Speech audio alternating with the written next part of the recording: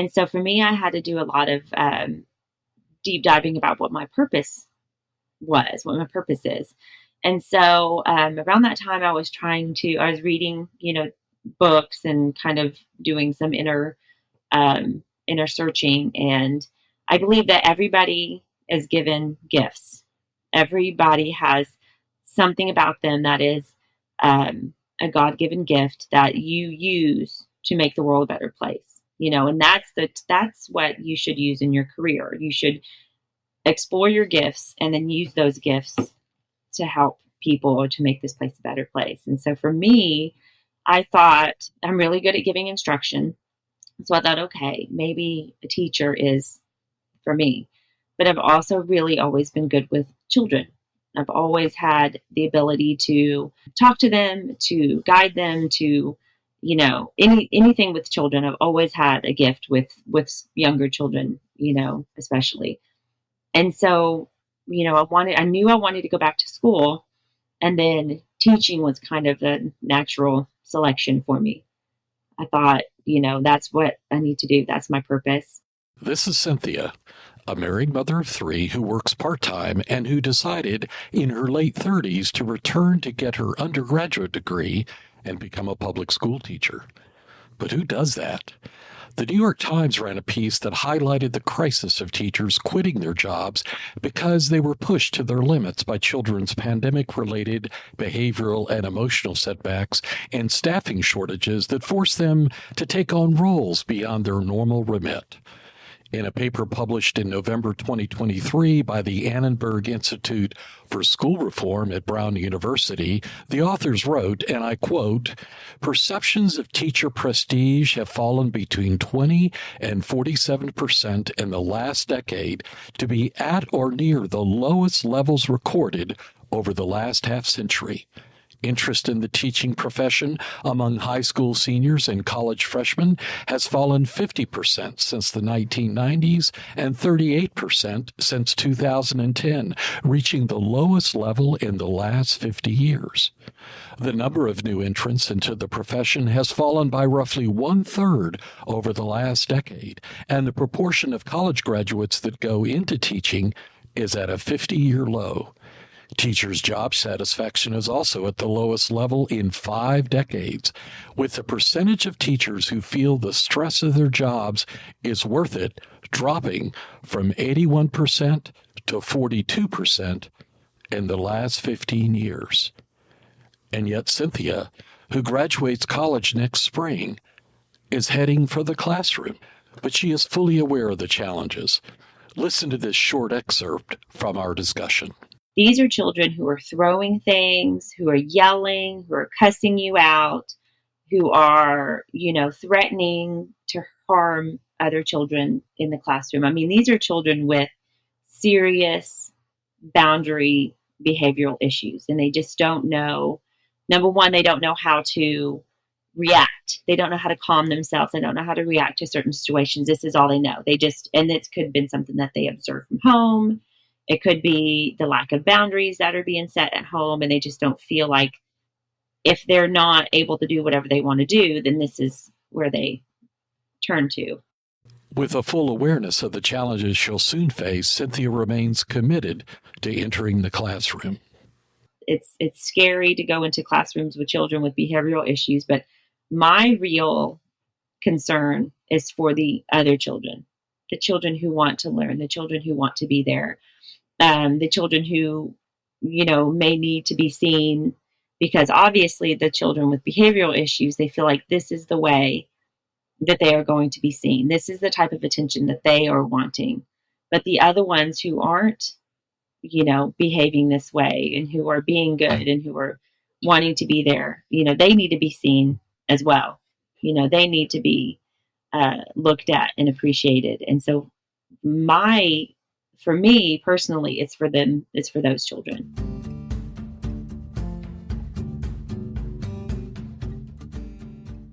I'm your host, Mark Goode, and this is Remarkable, a podcast focused on people and stories worthy of your attention. And now, today's show.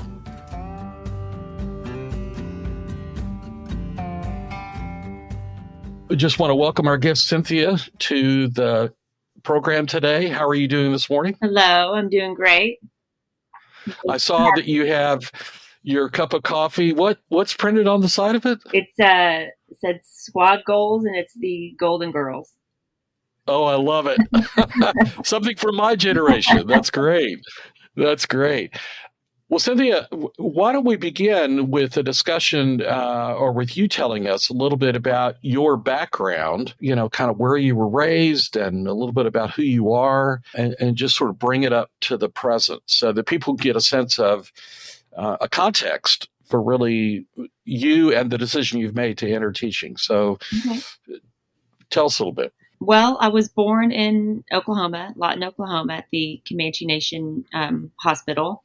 And then shortly after that, I moved to Florida to live with my mom's mom and dad. And so Okay. I was raised in Niceville, Florida. And then around 6 years old, 5 or 6 years old, we moved back down this way. And so we moved This way being, for people who don't know, Texas and Oklahoma. got it. So we kind of traveled back and forth from Texas to Oklahoma when I was a kid.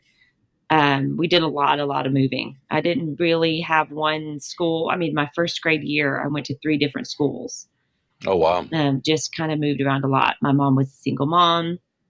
She had 3 kids. And so we just were not stable. We didn't have a stable, living environment for many, many, many years. Right. So I didn't really have one particular school that I went to. I kind of went to a ton of different schools. So, only a few teachers to me stood out, during that time in my life. I don't really remember a lot of my teachers. If I recall properly, you graduated from high school in Wichita Falls. Is that correct? Yes. So around the time my junior high years, my mom, met my stepdad and they got married. And so we stayed in this area, Wichita Falls, Texas. And then I graduated from Ryder High School, still have my friends that I was close with, that I met from junior high and high school. So yeah. And then I'm here, I'm back in Wichita Falls, learning to be a teacher for the same schools that I spent majority of my time at as a kid. When did the idea because, I guess what I would have assumed, if I'm a listener listening to this, I'm thinking, okay, so she's been a flight attendant, but she's got all her certifications to work in the dental industry as a dental assistant. You did that, in Dallas. Well, you did that a little bit in Wichita Falls a long time ago, Mm-hmm. right? And then you did that in Dallas. And so, listening to you, I would have thought, well, to the degree that to the degree that you're going to work again. I mean, you've now got 3 kids, right? Yeah. So if you're going to work again, the question is, well, what do you do? And you go, I would think, well, be a dental assistant, but that's not the decision you made. So after I had Abigail, I got a job at a dental school here in town in Wichita. It was called the Wichita Falls Dental Assisting School, and I was teaching young adults how to become dental assistants. And so we would assist them becoming certified to be dental assistants, and then we would also teach them how to become dental assistants. So during this time, this was my first time really being a teacher, and I thought I really liked it. I enjoyed the whole aspect of, teaching people how to do things, walking them through it, and it was really fun for me. I liked that whole aspect a lot. And I thought, well, teaching is fun. I kind of like this. But when the pandemic hit, they closed the school down because we were working inside each other's mouths. I mean, so they couldn't further do that type of, training anymore.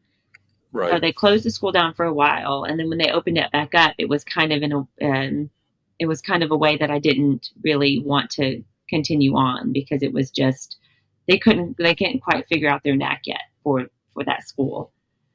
So after that, I stopped working at the school, and then of course, schools were closed.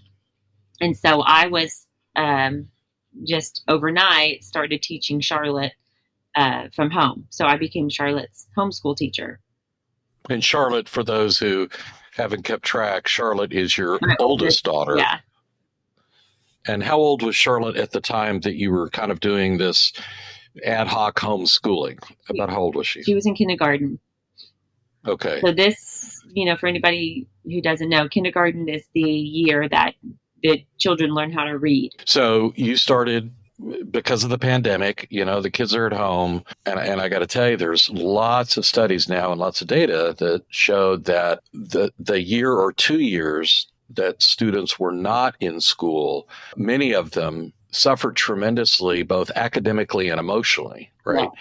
So you stepped into the breach. You had been teaching sort of adults in the dental school.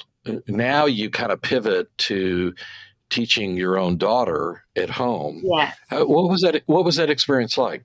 It was really difficult. It was really difficult because I didn't really know what I was doing. And this is for, a lot of the parents who found themselves in this position during the pandemic. I felt lucky because I was able to be at home with her every day and guide her through, her schooling. A lot of parents didn't have that. A lot of parents are still working, and a lot of students did suffer from that.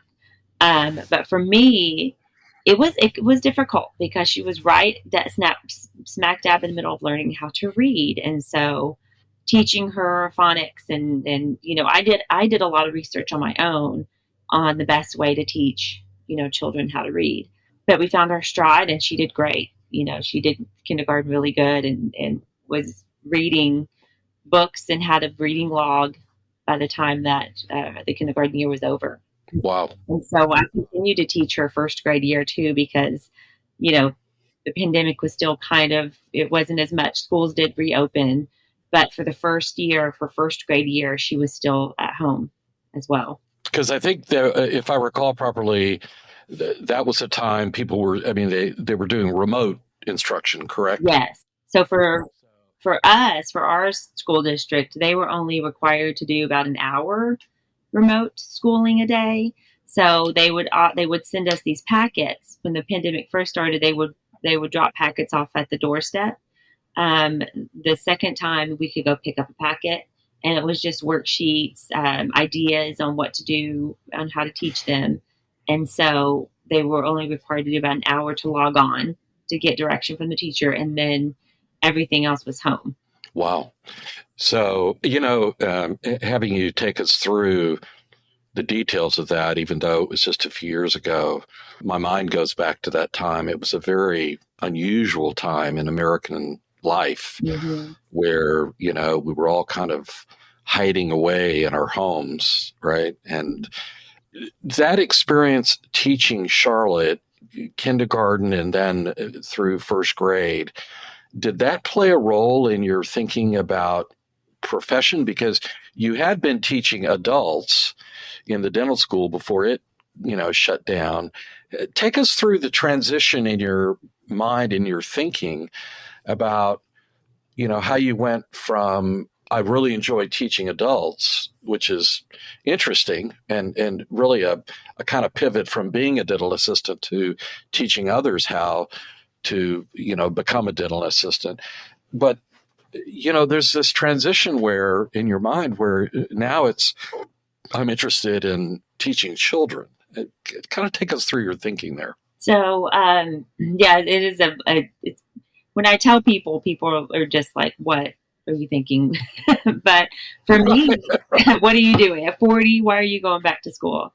It was during Charlotte's first grade year that I decided to go back to school and started doing research on colleges. I think, I wasn't unlike a lot of people during this time. After the pandemic hit, I think a lot of people kind of reassessed their lives and wanted to decide what am I going to do from here? Am I going to go back to my office job?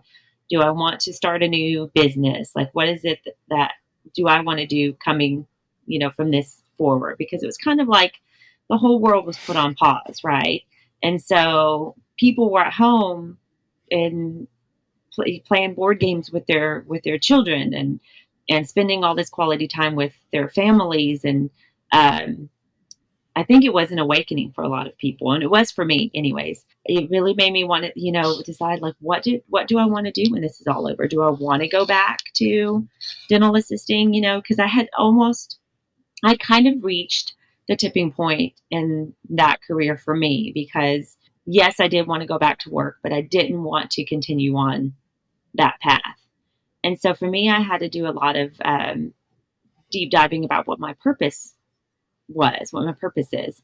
And so around that time, I was reading, books and kind of doing some inner searching. And I believe that everybody is given gifts.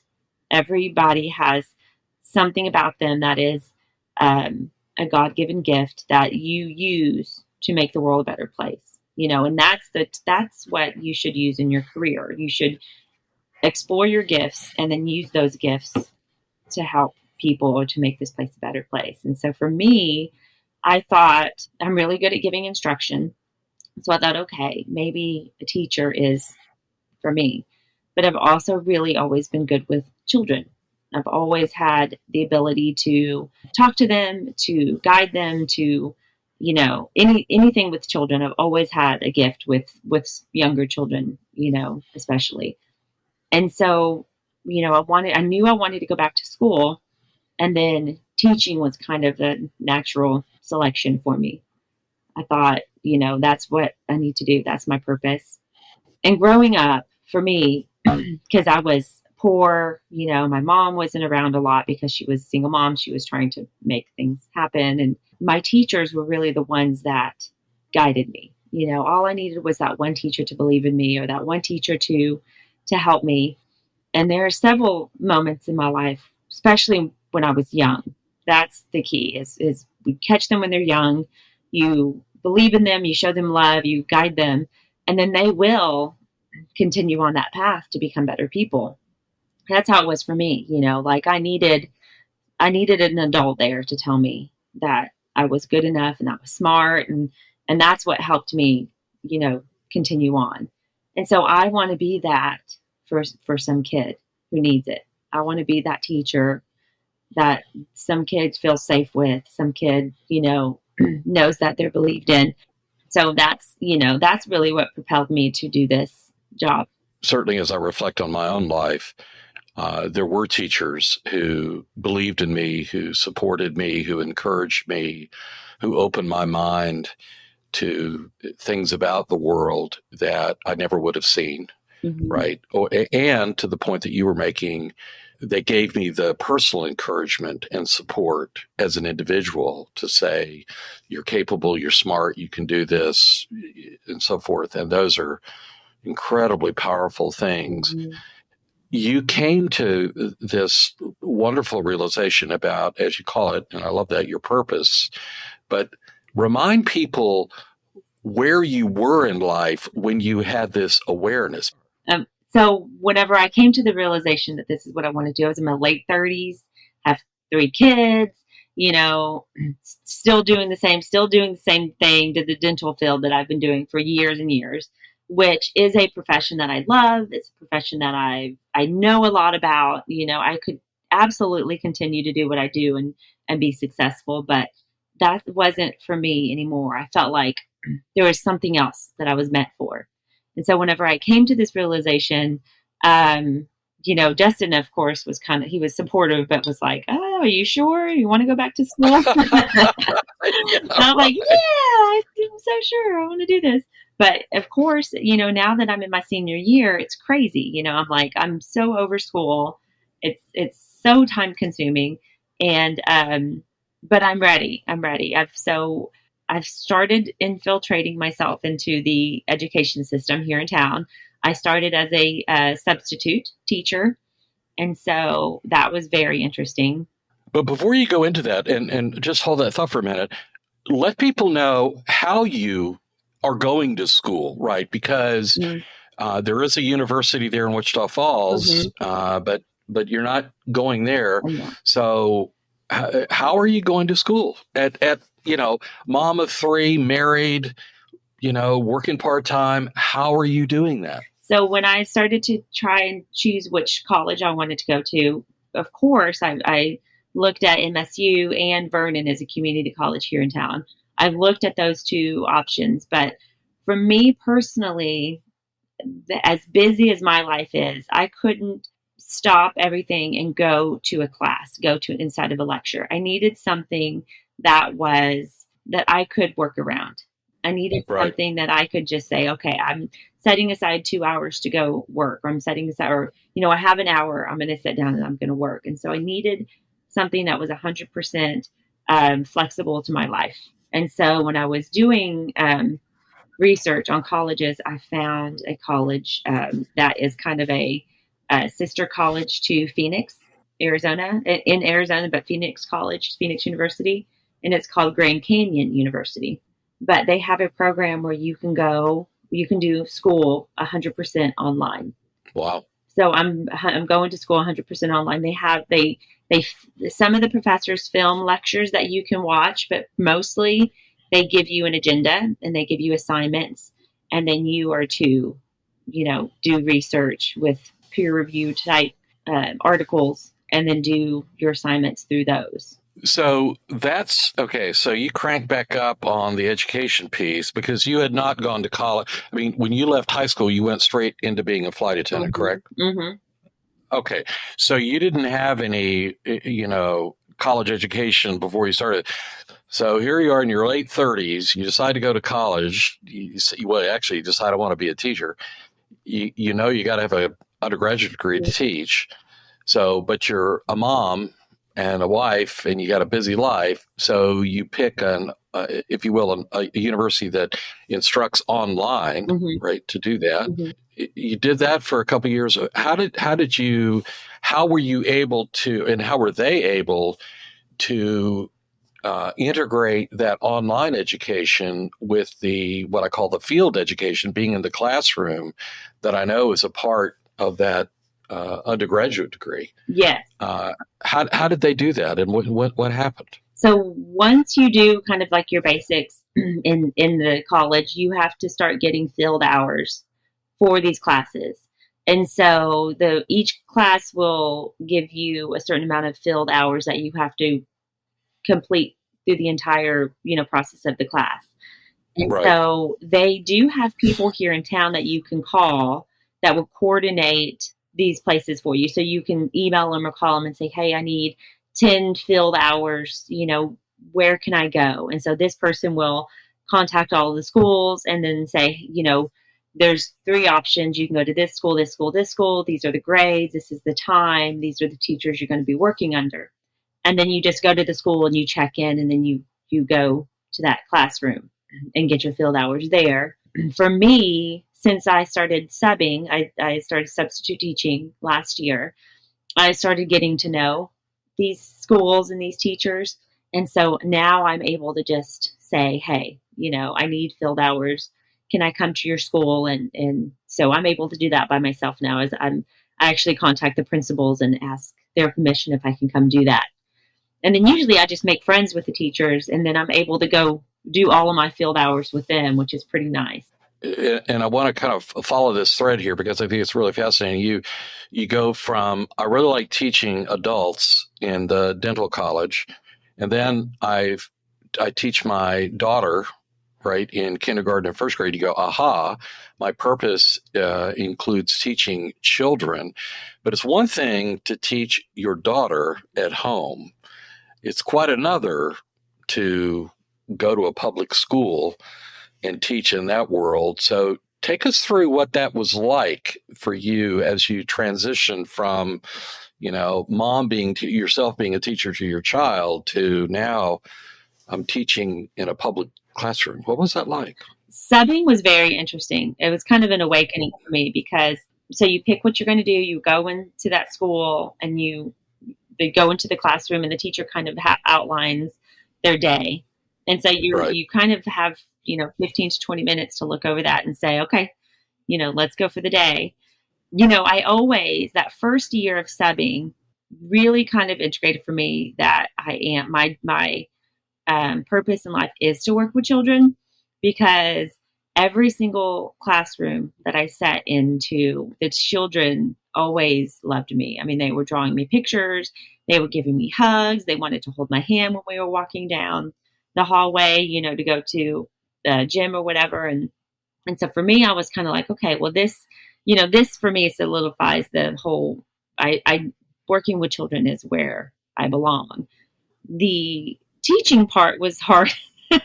Being a sub in a classroom, and you were just kind of throwing things, that was difficult for me at first.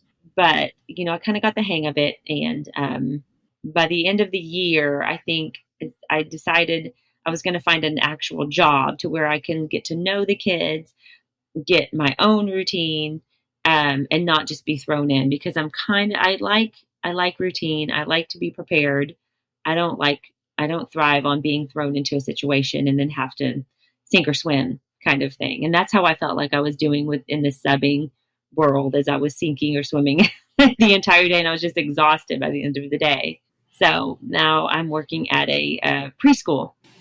In which you have more control over what goes on in the classroom, correct? Yes. Yeah. Once I decided that maybe subbing wasn't what I wanted to do for another year, I so Melody and Abigail both went to this preschool here in town called Young Ages. I love the teachers there. They're so kind and sweet. And so Melody started going there the beginning of this year. And so I contacted the director and asked them if there's anything that they needed any jobs they needed to be filled, because I was just kind of looking for something part-time so that I could still have time to do my schoolwork and everything else that needed to be done. And so she did say that they were looking for an admin. So I was hired on as their admin, got the added pleasure of being their music teacher also. And I'm also kind of a sub too. So anytime a teacher needs to do something, I go and I fill in for that classroom for them while they're away. So you're making this transition from, mom as teacher to now teaching students in a, public school setting. And the response of students to you has been very affirming, which is wonderful. Mm-hmm. In fact, for listeners who don't know, your last name is spelled Goode. You probably say, my name is Mrs. Goode. I understand that there were some kids who came up with a different name for you. What was that? Miss Nice. Miss Nice. Miss Nice a lot. I get Miss Great. Miss Nice, Miss Great, Miss Good. Okay, I like that. That's wonderful. But what I want to ask is, I want to dive a little deeper into the teaching experience that today, and I want to start by asking you to compare and contrast the classroom experience that you have today with what you experienced when you were a child. Mm-hmm. So how has the world changed in the 20 some odd years, 30 some odd years since you were in school as, again, elementary school, to what you're experiencing now as a teacher in that grade range? What was that like? Well, now, the children are a lot different now. And it's funny because I have my best friend. One of my best friends is a teacher and used to be a principal of an elementary school. And I talked to her a lot about the classes that I'm having to take for my degree. And she was like, that is not what we had to do. You guys have to do so much more now than we had to do when we were in school. Right. Because the kids are different. There is a lot of behavioral issues. There are a lot of children who are on the spectrum. And this was just not something that we knew as, growing up in school. We didn't have special education classes, like they do now. We didn't have paraprofessionals that come into the classroom to take out, the children that can't spend a lot of time with other kids because they get too overstimulated. And so they have to go, take them to another room to calm them. There's a lot of differences. And that's one of the things I think that's a lot of the reason teachers look at me and like, are you crazy? What are you doing? Because the behavioral issues are a huge problem in our public schools right now. Kids just... Why do you think that is? I hear a lot of people, talking about that, but you're living that experience in the classroom. Mm-hmm. Do you have any thoughts on, why this is? Well, I don't want to make anybody mad, but I personally feel like it all starts at home. I feel like it has a lot to do with, parents not paying attention to their children because they're always on their phones. I feel like Right. children are set in front of a television, in front of a video game, given tablets too often that they don't have those social interactions that most children at our age did. We were pushed outside. We played with anybody who would play with us. These children today, they do not have the socialization. They do not have the skills to play by themselves. Their imagination skills, and that's one thing we learned in school is imagination is a baseline for creativity, which builds on to successful people. And Right. so the more you're able to kind of be creative and be imaginative as a child, the more successful you're going to be because you're going to be able to problem solve. You're going to be able to think outside the box. You're going to be able to make a career for yourself. But a lot of these children aren't. A lot of these children are being entertained constantly, all day long. And so they're not able to pay attention. Their minds are very, switching from one thing to another thing very quickly because they want that constant entertainment. They want that constant satisfaction, and they want somebody to do it for them because they're just not able to do it on their own. And so I think that has a lot to do with it. I think that, technology and, parents just being busy on their phones, being busy with their work, because a lot of parents do work from home. And when you work from home, it's not, you don't turn off as easy. You feel like you always have to be plugged into that. And so I think that has a lot to do with it. So back to what you're experiencing in the classroom. So there are these behavioral problems that you're seeing happen. You've also talked about the spectrum. And for people who are not familiar with that phrase, the spectrum, you're referring to autism, correct? Yes. Yeah. So let's talk a little bit about autism with students in the classroom. What does that kind of mean, and what are you observing schools doing to be supportive and help students who are on the spectrum, to use your phrase? So being on the spectrum means that, so if you can imagine, there's a long line, like a long spectrum of different types of autism on the spectrum. And they could be anything from just not being able to pick up on social cues, which is like the lower end of the spectrum, or it could be completely on the higher end of the spectrum where you have a high, autism type child that can't really function with kids in a classroom at all. And so you have variants of autism that you will see in the classroom. Some are nonverbal, some aren't, some are very sensitive to sound, some are sensitive to light, some can only be in a classroom full of other children for small periods of time. And then some you have to be with all the time. Some children that are on the spectrum, you have to kind of guide them throughout the day. And so they are required to get at least 30 minutes of classroom time a day. And so for a lot of the children on the spectrum, they have other classrooms that they go to. There are teachers' aides, or they're called paraprofessionals that come in, and their sole purpose is to watch and be with the children with autism all day long. And they have all the different spectrums, and these paraprofessionals have on the daily. And so there are classrooms where they spend most of their time, and then they're brought into the classroom to have classroom time. This could be an activity, or this could be a lecture. This is some time that they have got together with the teacher and said, when can we bring this student in to get their classroom time? And so the teacher will say, this time we're going to be doing this reading activity. This would be a good time for them to come in. And then sometimes if they're unable to, because it really depends on their mood too, if they're unable to come in and have classroom time, then they have to stay in that classroom.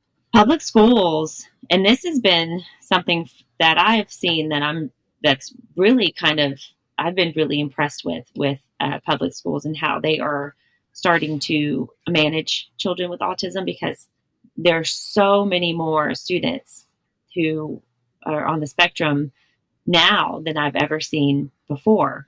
And, this could be, there could have always been students, but, a lot of children who are on the spectrum, but we just weren't medically advanced like we are now. And we're able to see, kind of do the test and see this. But for the public school district, the way that they are kind of accommodating is they have sensory classrooms where if there is a child who is in the classroom and they're becoming overwhelmed by, the sound, the situation, the lights, anything like that, they will take them into a classroom that is completely dark. It's a lot of black lights, a little black lighting. So you have black lights in a dark room and it calms them. It brings them to a sense of calm, and they're able to calm down and get into a safe space where they're able to leave the room and then go back out and socialize with people. But a lot of these schools now have these sensory rooms. Again, I want to kind of loop back to this narrative, this story, right? So teaching dental students, teaching your daughter, start working on your undergraduate degree through was it Grand Canyon University? Is that correct? Yes. Okay. Go to the classroom and boom, 2 challenges I've heard so far that are, not a part of your lived experience at home, right? None of your children are autistic or on the spectrum. Mm-hmm. They are, at least not that I've ever heard, they have behavioral issues. They're children, right? But not what you're observing in the classroom. So you go into the classroom, in the public school room, boom, behavioral issues. We've talked about why you think that's there, and now autism. How is this impacting your purpose, your sense of, I need to be in the classroom? Because this is not like, this is not easy. Yeah. Yeah. Right. So how is that? How are you processing and thinking about that? I think when I first started going into the classroom, the thing that kind of set me back the most on, gosh, do I really want to do this? Am I really going to be able to handle this? Was the amount of children that have behavioral issues in the class. Right. And we're not talking about children who refuse to do something. We're not talking about children who you say, this is what we're going to do. We're going to do this assignment. And the children refuse. These are children who are throwing things, who are yelling, who are cussing you out, who are, threatening to harm other children in the classroom. I mean, these are children with serious boundary behavioral issues, and they just don't know. Number one, they don't know how to react. They don't know how to calm themselves. They don't know how to react to certain situations. This is all they know. And it could have been something that they observed from home. It could be the lack of boundaries that are being set at home, and they just don't feel like if they're not able to do whatever they want to do, then this is where they turn to. But for me, because of the amount of help that the public school district gives to children with autism, that's not as big as a concern to me as the children with behavioral issues. Because as of right now, the laws are, if you have a child in your class who is misbehaving to the fact where it's going to harm other children, you have to remove that child from the classroom.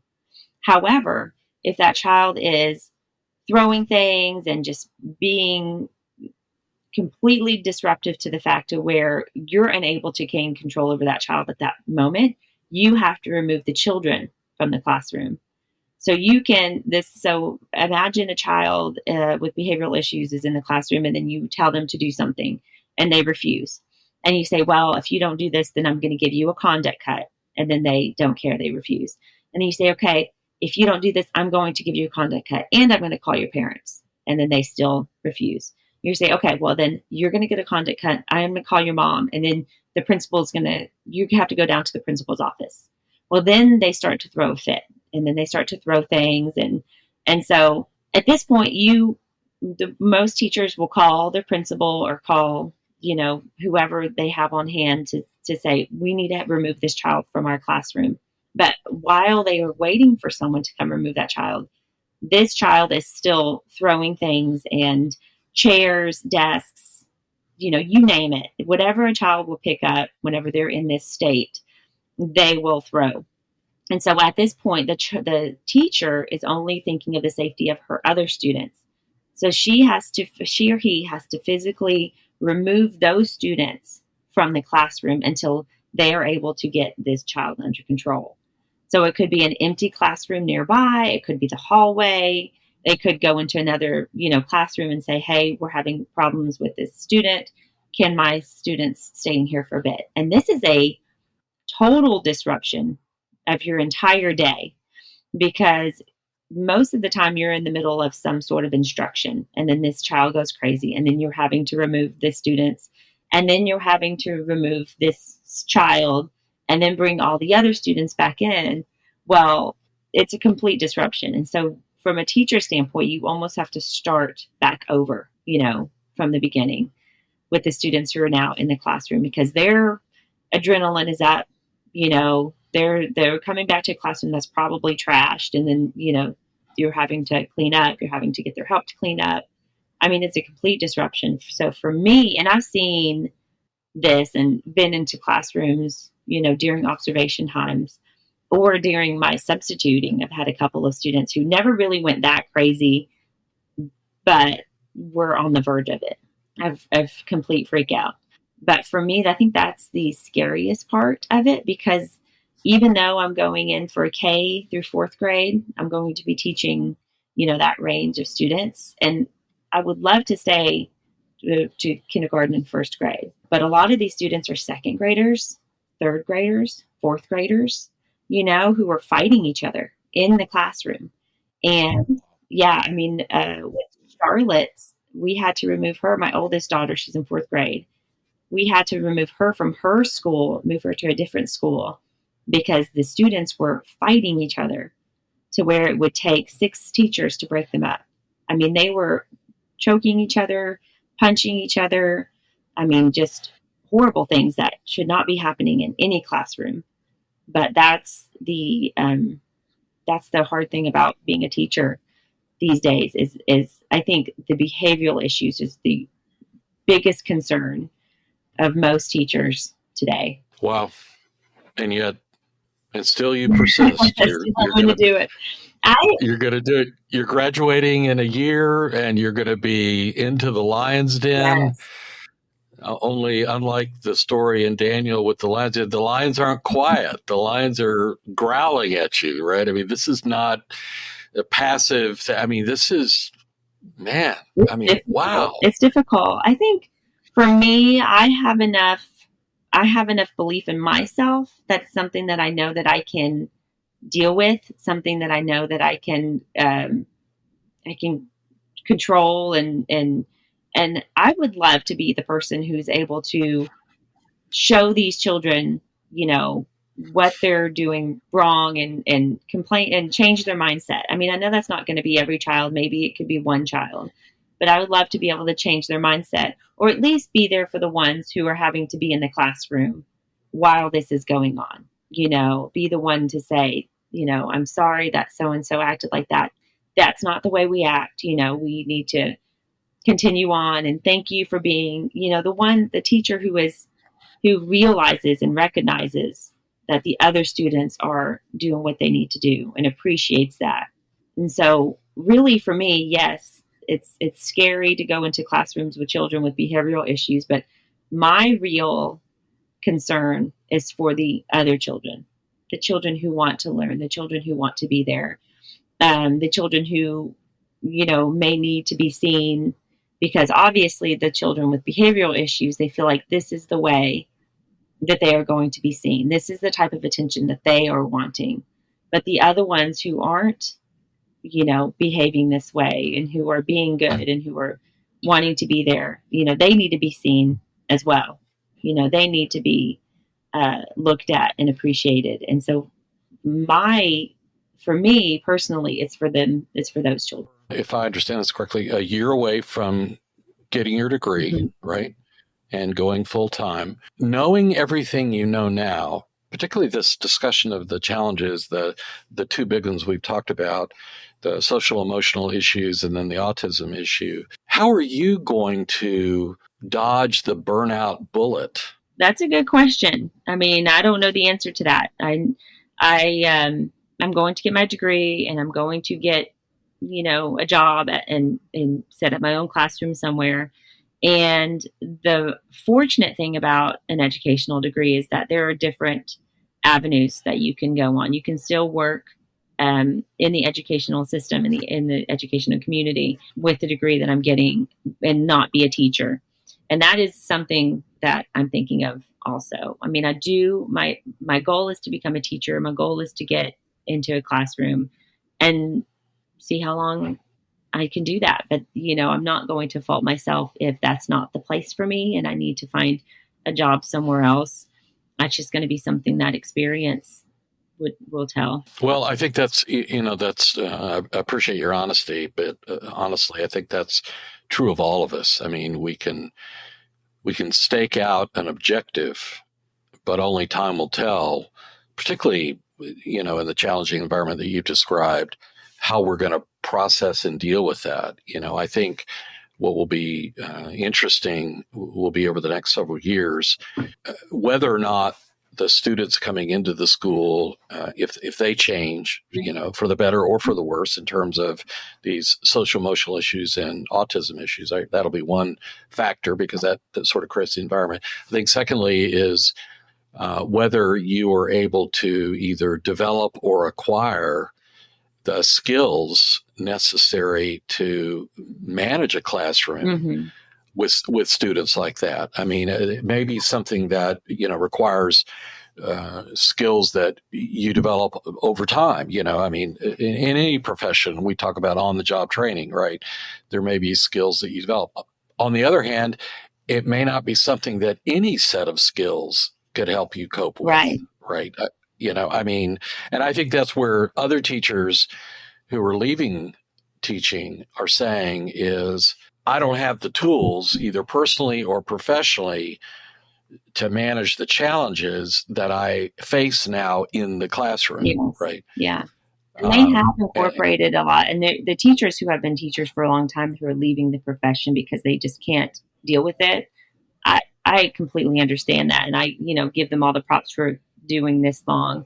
They are incorporating classes now for educational degrees that go over behavioral issues. I think my next class is actually a behavioral class on how to de-escalate situations and and help make a situation not turn into something where, because most teachers know their students pretty well and know which ones they can say certain things to. I mean, it's like your children, you're with them 8 hours a day.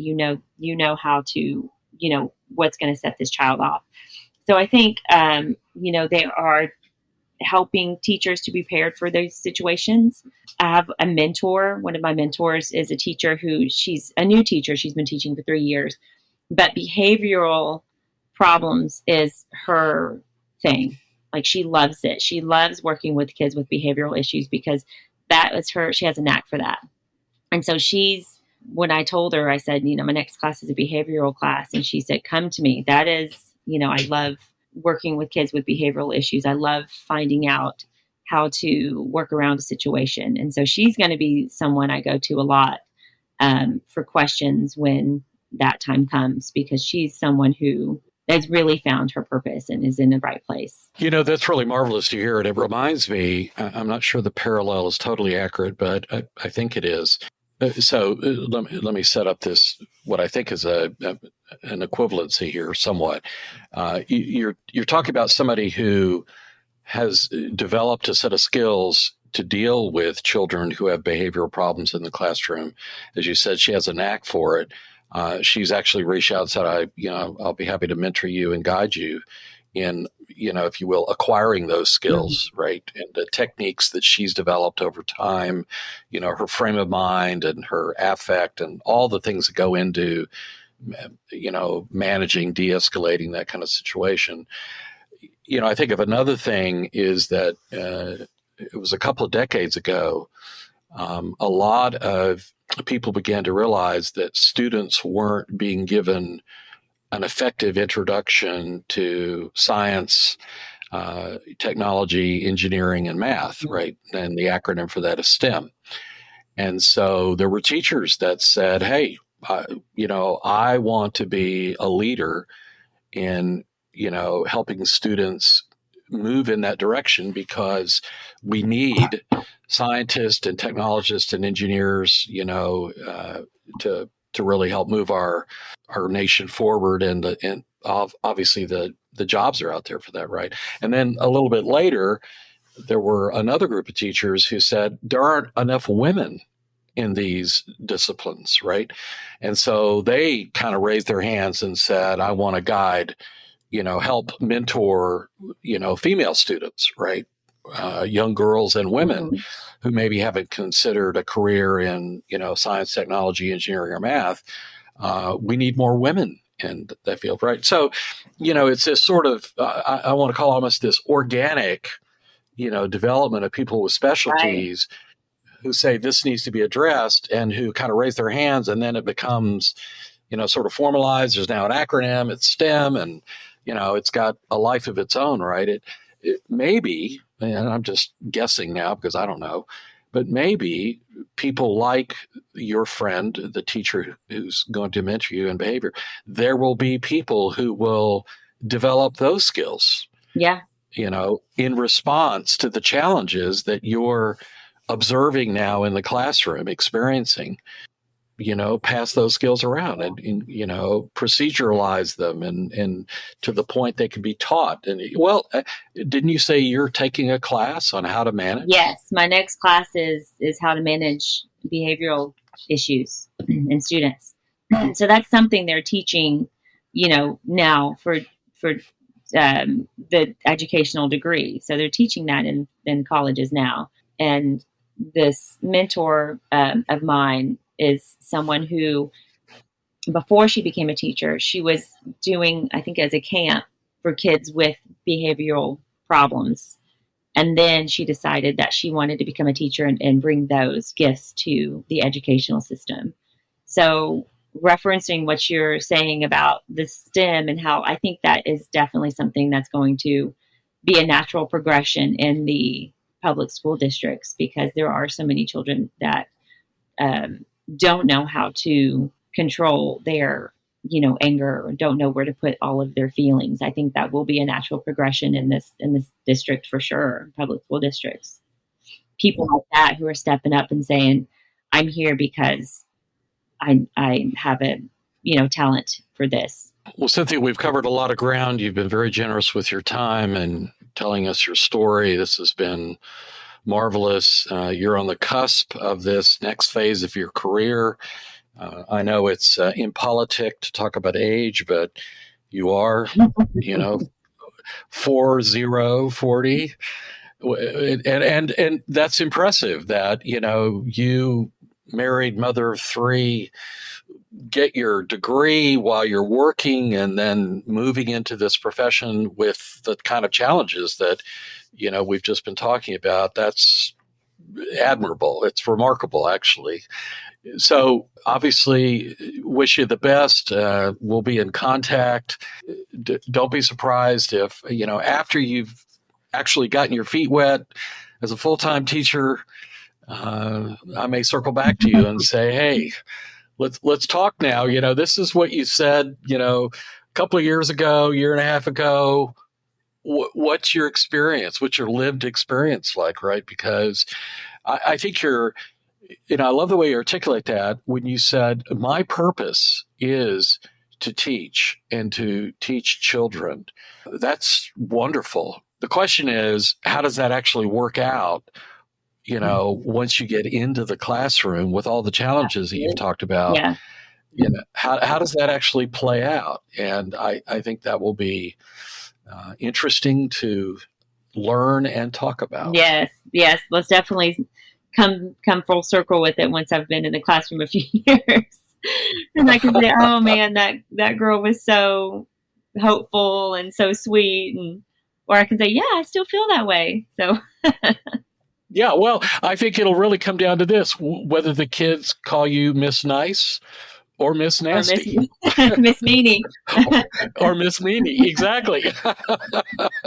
We'll find out. Well, Synthia, again, thank you so much for your time. I really appreciate Thank it. you, Mark.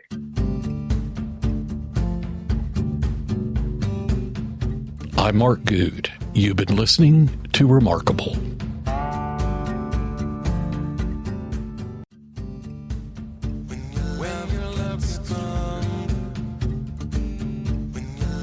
It will break the